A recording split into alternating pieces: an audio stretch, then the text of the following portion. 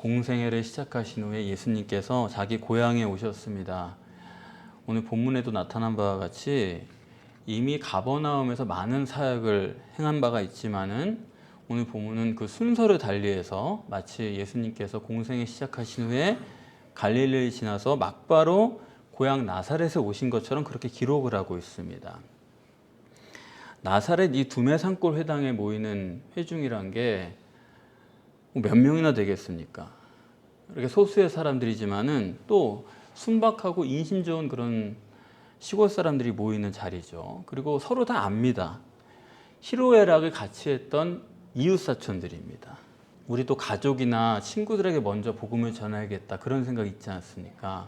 예수님께서도 지금 마치 이미 다른 곳에 사역이 있었지만 본문이 강조하고자 하는 것은 예수님의 마음이 그렇다는 거예요.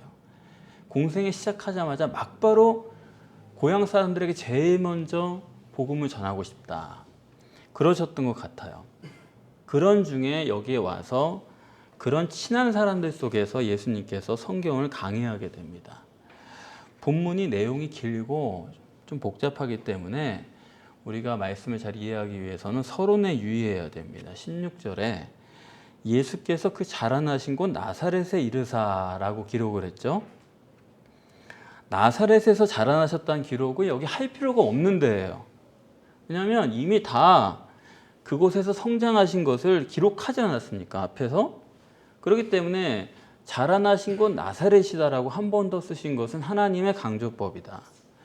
하나님의 뜻은 어린아이들에게만 나타난다고 하신 것처럼 자라나신 곳, 이 강조는 뭐냐면 예수님께서 오늘 성경 해석을 하시는데 그 성경 해석은 어린아이의 입장에서 어린아이와 같은 마음에서 한 성경 해석이다 그 얘기예요. 그러면서 또 한 가지 서로는 예수님께서 안식일에 회당에 들어가셨는데 자기의 규례대로 그랬습니다. 습관대로 늘 항상 쭉 해오던 대로. 그 말은 뭐냐면 예수님은 지금 어려서부터 아주 충실한 유대교인이다 하는 얘기예요. 그렇게 써있다고 봐야 될 것입니다. 12살에 성전에 혼자 가서 앉아 계셨던 것처럼 예수님은 아주 충실한 유대교인으로서 여기 있는 것이다. 그런 성경 해석이다 하는 것을 우리가 생각할 수가 있어요. 그래서 오늘 본문에 예수님께서 이사야서 61장 1절 2절 말씀을 읽게 되는데 예수님이 이사야서 61장 1절 2절 말씀을 어떻게 해석하셨느냐 그걸 말하기 위해서 앞에 서론을 준비한 겁니다. 어려서 살던 나사렛에 오셨고 그리고 쭉 해오던 충실한 유대교인이고 이런 것들을 볼 때 이 예수님의 성경 해석이 어떠냐 하는 것을 우리가 바로 볼 수 있도록 그렇게 하신 거예요. 더군다나 여기 뭐라고 되어 있습니까? 입에서 나오는 말 이랬어요. 아니 말이 입에서 나오지 어디서 나옵니까? 그냥 말씀하셨다 그렇게 하면 되는데 입에서 나왔다. 이것도 어린아이 그런 마음을 강조하는 것입니다. 그럼 이거 이렇게 강조하는 의도가 뭐겠습니까? 주님의 성경 해석은 있는 그대로, 성경 그대로, 어린아이가 보는 것처럼 문자적으로 거의 가감이 없이 그대로 직역하셨다는 거지 의역하셨다거나 아니면 어떤 신비한 방식으로 영해라고 그러죠. 그런 것을 하지 않으셨다는 겁니다. 그러니까 예수님의 성경 해석은 객관적으로 성경 그대로를 보는 해석이었다 하는 것입니다. 그래서 오늘 예수님께서 하신 이 해석을 보면은 제일 먼저는 메시아가 어떤 분인가 하는 그 존재를 말씀하고 있습니다. 신인 메시아란 육신의 인간에 기름을 부은 존재다. 기름을 부었다는 게 뭐냐 하면 오늘 본문에서 보시는 바와 같이 성령을 부은 것이다. 그래서 신인 메시아는 완전한 하나님, 완전한 인간의 이중체다 하는 것을 먼저 말씀하시고 그러면 그 성령이 임한 신인 메시아의 사명은 무엇이냐 할 때 희년의 복음을 전하는 것이다. 그렇게 말씀을 한 것입니다. 이 부분이 대단한 강조예요. 희년의 복음을 전하고 전파하고 이것을 무려 3번이나 반복합니다. 단 한 번도 신인 메시아가 직접 인간을 구원한다고 써있지 않아요. 신인 메시아가 예수 그리스도가 하는 일은 뭐냐면 희년의 복음을 선포하고 전하고 전파한다. 그것뿐이에요. 정말 맞죠? 예수님께서 십자가에서 죽으시고 부활하셔서 말씀합니다. 너희는 아버지께서 약속하신 것을 기다리라. 십자가에서 죽으셨는데도 아직 구원은 이루어진 게 아니다 이 얘기예요. 너희가 몇 날이 못 돼서 성령으로 침례를 받을 것이다. 그렇게 말씀하셨죠. 그러니까 육신을 입은 신인 메시아가 십자가에서 피 흘려서 인간을 직접 구원하신 게 아니에요. 죽으시고 부활하신 분이 성령으로 인간을 구원하시는 거예요. 이것이 희년의 복음이고 그것을 전파하는 것이 공생애 동안의 예수 그리스도의 사명이다 하는 것입니다. 희년의 복음이다. 희년이 뭔지를 여러분이 아셔야 되겠는데 희년은 안식년에서 비롯된 거죠. 안식년이 발달해가지고 더해져가지고 희년이 된 겁니다. 근데 이 안식년이라는 거는 히브리 사람들에게만 해당되는 얘기예요. 히브리 사람이 히브리 사람을 종으로 살 때 그 사람이 종살다가 안식년이 되면은 이제 풀어주는 거예요. 너는 자유다. 이거는 히브리 사람에게만 해당되는 얘기지 이방인은 아닙니다. 오직 히브리 사람뿐이다. 두 번째 희년은 뭐냐면 히브리 종에게만 은혜가 되는 거지 히브리 주인에게는 희년은 은혜가 안 돼요. 그렇죠? 희년이 되면은 안식년에는 그냥 풀어주기만 합니다. 근데 희년이 되면은 그 사람의 원래 재산 다 땅을 가지고 있거든요. 무슨 사정으로 땅을 뺏기고 종살이를 하는 겁니다. 희년이 되면 그 땅까지 돌려주는 거예요. 공짜로 다 돌려줘야 돼요. 그러니까 희년은 종에게는 은혜인데 주인에게는 손해입니다. 이것이 희년에 주어지는 은혜예요. 자, 이런 희년을 발전적으로 해석을 하시는 거예요. 뭐라고 그러셨습니까? 포로된 자에게 자유를. 희년은 이스라엘 사람들 간의 문제인 거지 포로는 전혀 상관이 없는 얘기예요. 그렇지 않습니까? 일반인들 간의 얘기지 무슨 여기 전쟁 포로 이런 얘기는 낄 자리가 없는 얘기죠. 또 소경도 상관없는 얘기예요. 원래 희년에서는. 그냥 종의 얘기지 무슨 희년에 무슨 아픈 사람이 어쨌다는 겁니까? 그리고 종에게만 은혜였는데 여기 보니까 예수님은 가난한 자로 바뀌었어요. 이건 좀 이해가 되죠. 당연해요. 왜냐하면 하나님께서 늘 구약에서 과부와 고아에 대해서 말씀하시기 때문에 희년의 은혜를 받을 사람은 어찌됐건 간에 가난한 사람이고 작은 자고 그런 것이 큰 자고 부자고 주인이고 그건 아니다 이겁니다. 그래서 희년이 오면은 이제 메시아가 나타났는데 너희들 가난한 사람들 형편이 좋아지고 소경이 또 낫고 눌린 자가 자유를 얻게 되고 이런 식으로 말씀을 하니까 나사렛 사람들이 듣고서 어땠겠어요? 22절에 보시면은 저희가 그 입으로 나오는 바 은혜로운 말을 기이 여겨 은혜를 받은 겁니다.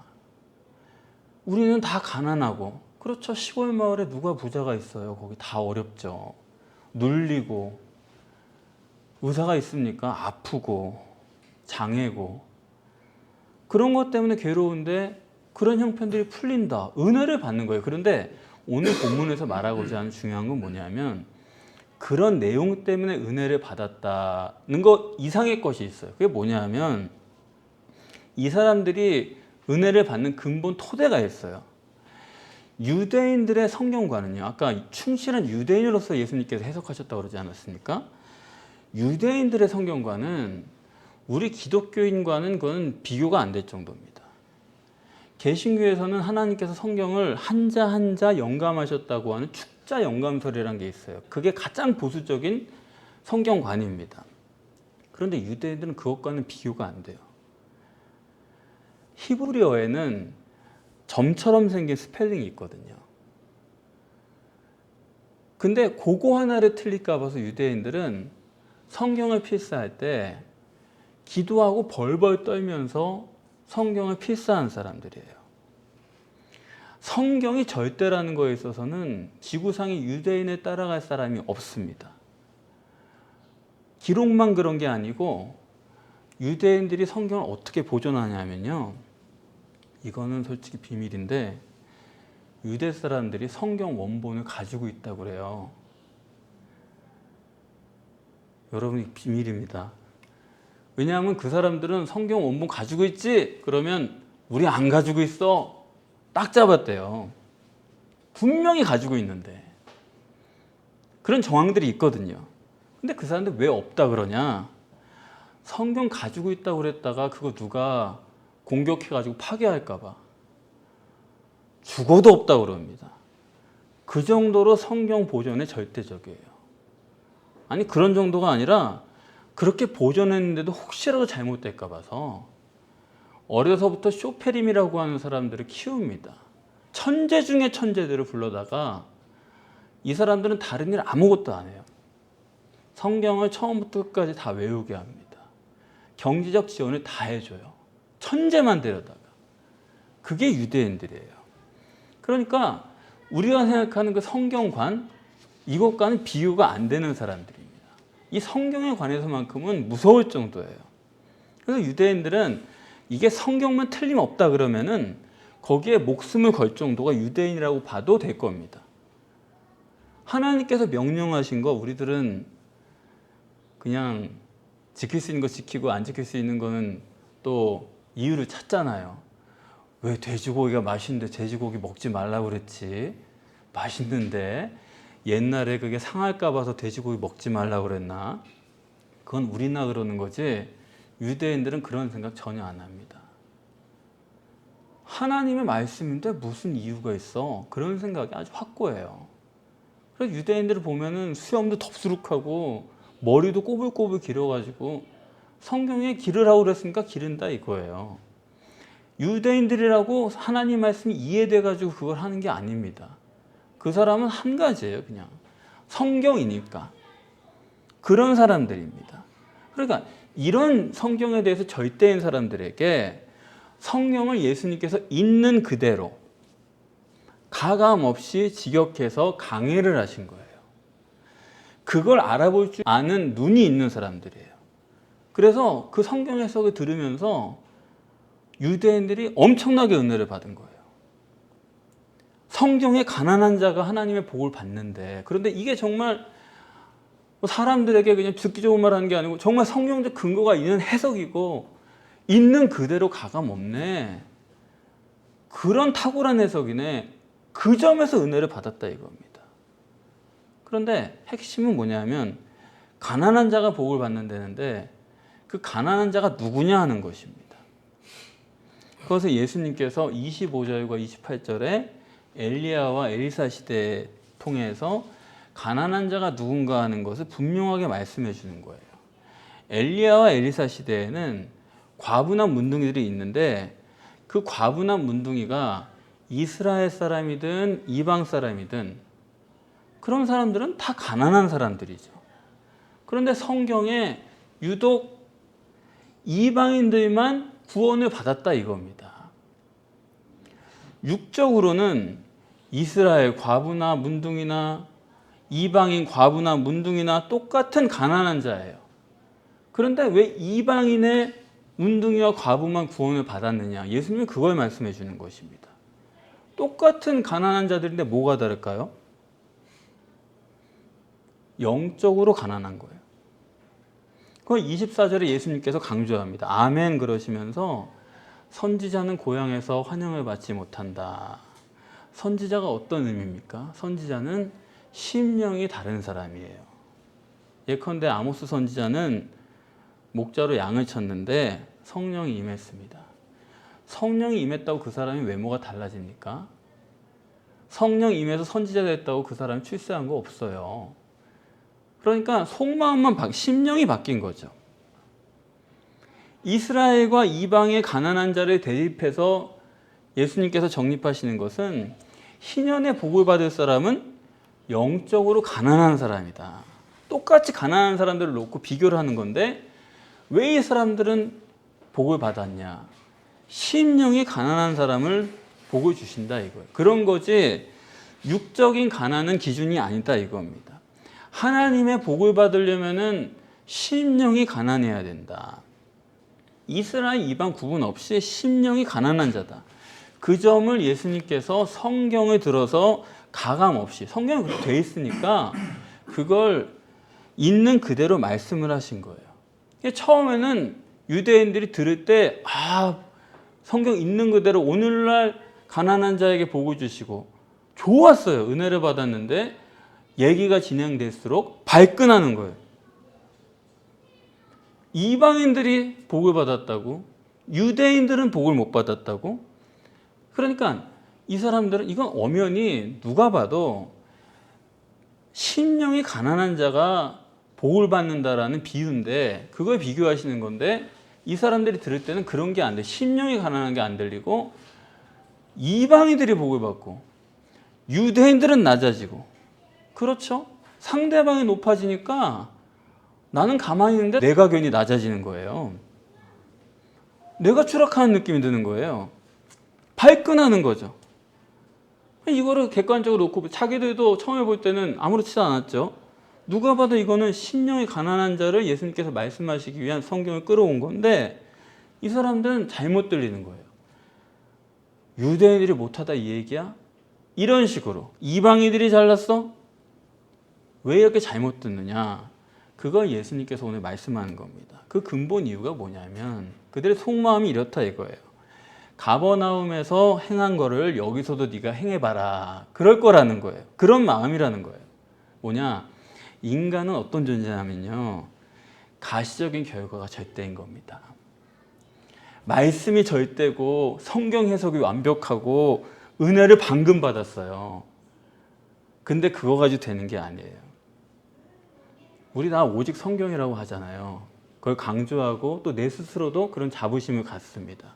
그런데 여러분 그거 잘못 알고 계시는 거예요.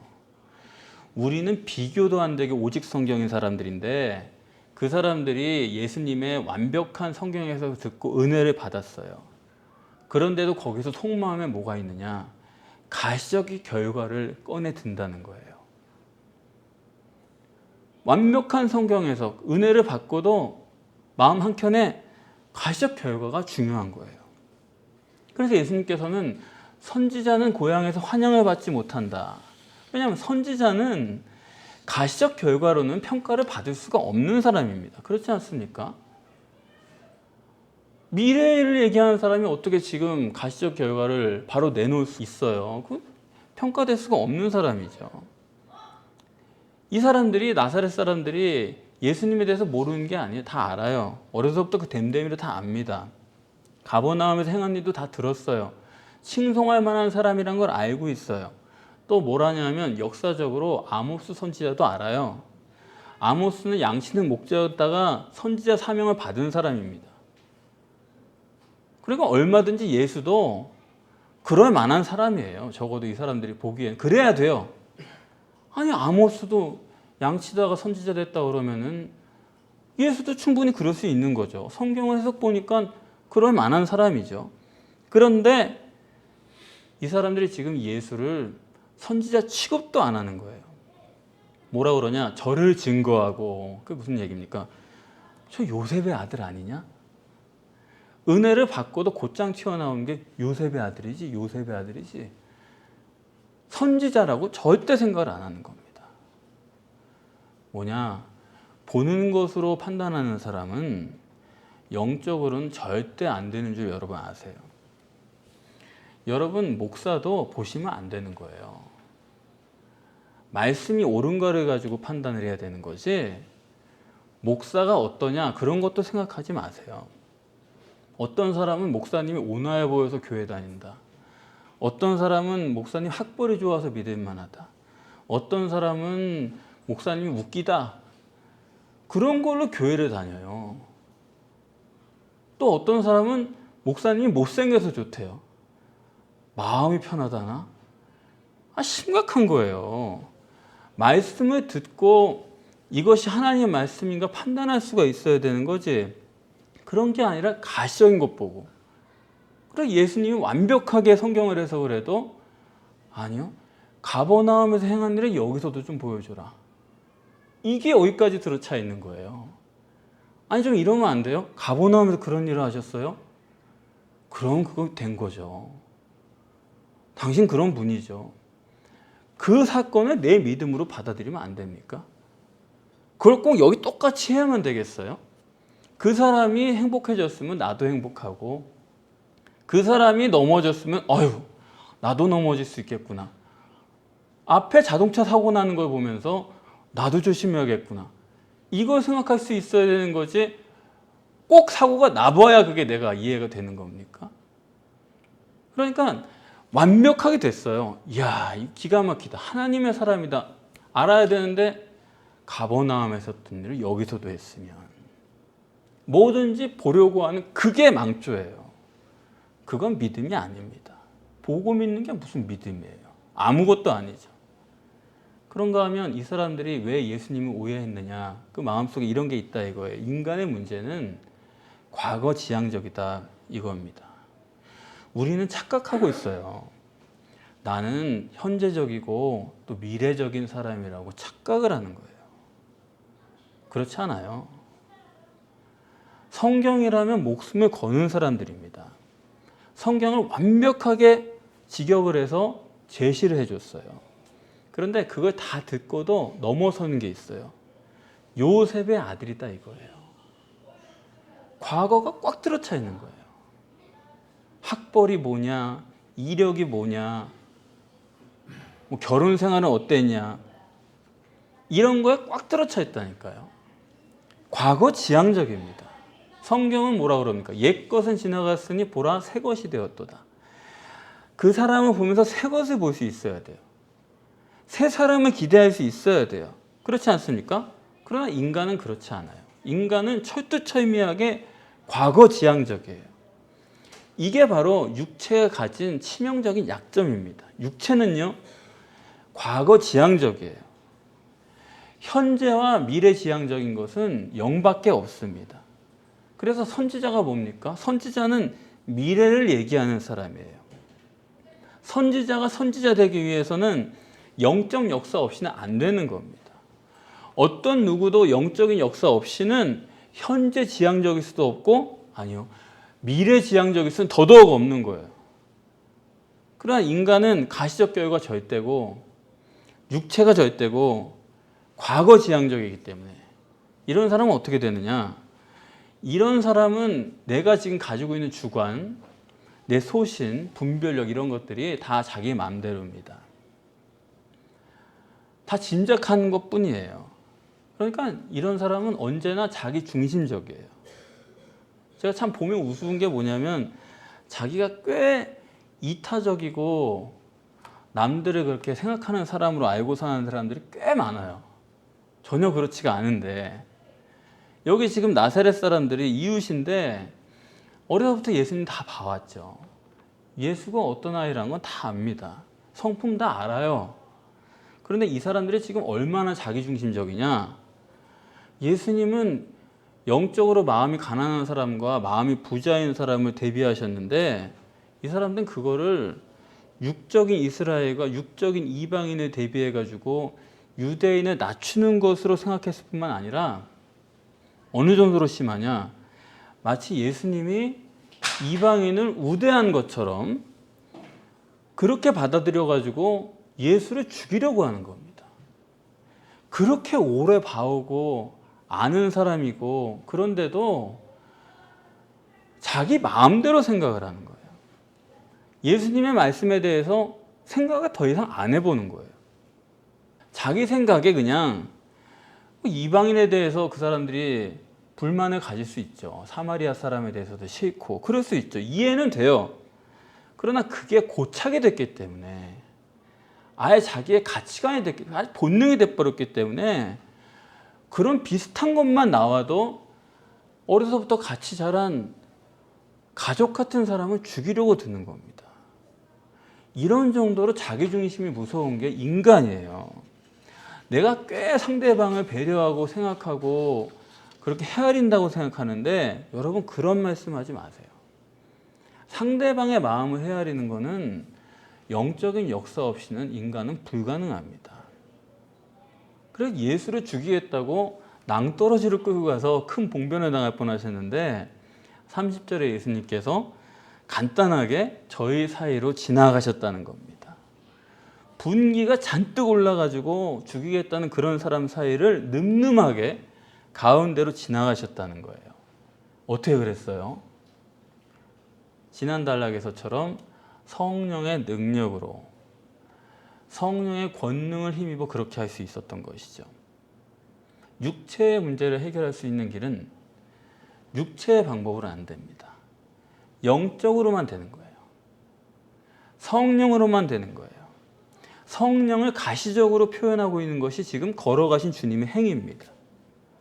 인간은 영적 존재이기 때문에 영과 상관없는 육은 없어요. 영과 상관없는 독립적인 육신 행위가 있을 수가 없다 이겁니다. 육의 근원도 영이에요. 여러분의 건강이 됐든 인간관계가 됐든 뭐 어떤 것이 됐든 그 근원은 인간이 아니라 육체가 아니라 영이고 하나님이라는 사실을 아셔야 돼요. 그렇기 때문에 영적 역사와 영적 해결이 없이는 영적 문제는 말할 것도 없거니와 육적 문제도 해결이 안 됩니다.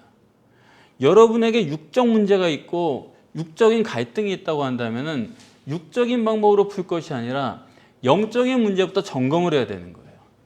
어디서부터 내가 막히고 어디서부터 내가 돌아가야 되는지 그 지점을 명확히 알아야 됩니다. 근데 그걸 외면하고 건너뛰어서 다음 단계 갈 수가 없어요. 그 자리에 멈춰설 수밖에 없습니다. 그렇기 때문에 내가 그래도 문제가 조금씩 해결되고 있다 그렇게 생각하는 분들이 있는데 아니요. 그거는 자기 중심적인 진작일 뿐입니다. 아직도 해결이 안 된 거예요. 그 점은 우리가 깊이 생각을 해야 됩니다. 하나님께서는 처음부터 인간의 구원의 계획을 확실하게 가지고 계셨어요. 그 구원의 계획을 창세기부터 안식일로 말씀을 하셨습니다. 6일 동안 세상을 만드시고 7일째는 나는 쉰다. 그런데 하나님이 너희도 쉬라 그러면서 하나님은 어디서 쉬셨습니까? 하나님은 이 땅에서 쉬신 게 아니고 본인이 다 만드셨지만 보기 좋다고 하셨지만 이 땅에 쉬지 않았어요. 시간이 없는 영원한 천국에 가서 쉬신 것입니다. 그러면서 너희도 안식하라. 안식에 들어가기를 힘쓰라. 안식에 들어가기를 연습하라. 성경에서 계속 말씀하신 것입니다. 뭐냐? 이 땅에 우리가 살지만 우리의 구원은 천국에 있고 안식은 천국에서 하는 거예요. 천국을 가도록 하는 것이 하나님의 구원의 계획입니다. 그리고 그 안식일을 발전시켜서 우리에게 점차로 보여주는 것이 안식년이라는 거고 안식년이 점차 발달되고 더 천국이 어떤 곳인가 구체화해 주는 방법이 희년이라는 거예요. 안식년은 뭐냐면 안식년에는 종이 자유를 얻습니다. 육체적으로 풀어줘요. 네 맘대로 해라. 육신적으로 자유를 얻는 거예요. 근데 뭐가 없냐면 재산을 안 줘요.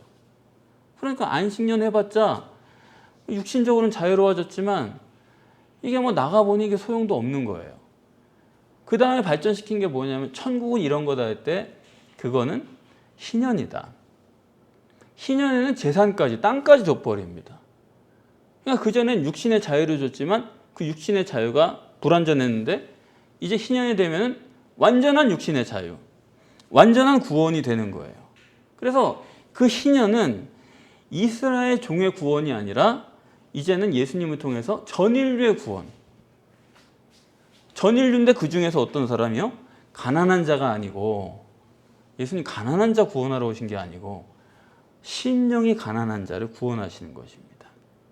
그러면은 왜 가난한 자가 아니고 심령이 가난한 자를 구원하시려고 하느냐?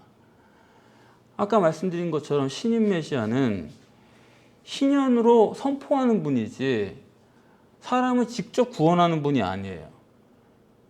예수 그리스도는 이런 일이 있다라고 하는 예비자예요. 어떻게 보면. 십자가에서 피 흘려가지고 누구를 직접 구원하는 분이 아니라 희년이 있을 것이다라고 하는 그 복음을 미리 선포하는 분이에요. 전하는 분이에요. 신인 메시아는 전하기만 하고 십자가에서 죽으시고 부활하셔서 아버지의 약속하신 것을 너희가 기다리라. 몇 날이 못 돼서 너희가 성령으로 침례를 받을 것이다. 그렇기 때문에 우리가 심령이 가난해야 되는 이유는 그 심령 속에 보혜사 성령이 오셔서 임마누엘 하셔야 되기 때문이에요. 그래서 가난한 자를 구원하실 수가 없는 것은 그건 물질이고, 심령이 가난해야지만 그 속에 하나님께서 들어오실 수 있는 공간이 있기 때문입니다. 이런 하나님의 완전한 구원의 계획은 창세기부터 시작해서 사도행전 2장에서 최초로 성취가 되는 거죠. 성령이 강림하심으로 오순절에. 그러면 성령께서는 왜 오순절에 강림하셨습니까? 오순절은 며칠이에요? 오순절은 50일을 얘기하는 거예요. 그럼 희년은 몇 년입니까? 희년은 안식년을 7번 하고 더하기 1이에요. 희년이 50년입니다. 그러니까 성령 침례의 구원이란 것은, 오순절에 일어난 성령 침례의 구원 사건이란 것은 희년의 구원과 똑같은 거예요. 하나님은 이렇게 정확하게 처음부터 끝까지 완벽한 계획을 가지고 움직이신다 이겁니다. 그렇기 때문에 구원이란 것은 성령과 물로 거듭나는 것 외에는 구원이 없는 거예요. 성령 침례를 받아야지만 구원이 되는 거예요. 성령을 가난한 심령 속에 모셔야지만 구원이 이루어진다 이겁니다. 그 사람이 희년의 복을 받는 거예요. 육신의 자유와 완전한 자유를 얻게 되는 것입니다. 그래서 심령이 가난해지면 물론 육신을 비울 수 있는 기회도 생기겠죠. 심령이 가난하면 됩니다.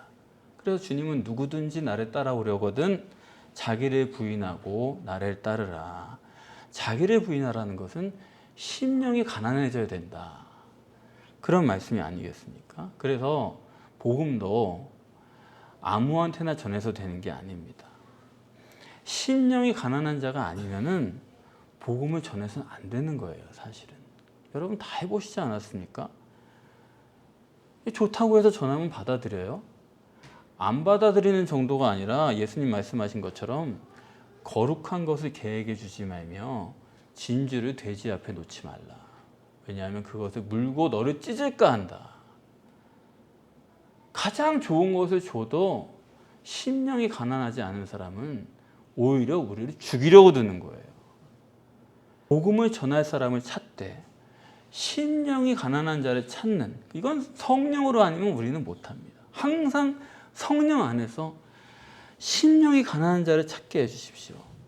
심령이 가난한 자를 찾는 교회, 그런 목회, 그런 전도가 될 수 있도록 여러분들이 간절히 기도해 주시기를 바랍니다. 희년의 복음이 아니면 안 될 사람을 내 앞에 보내주십시오. 적중하는 한 번의 전도가 내게 있게 해주십시오.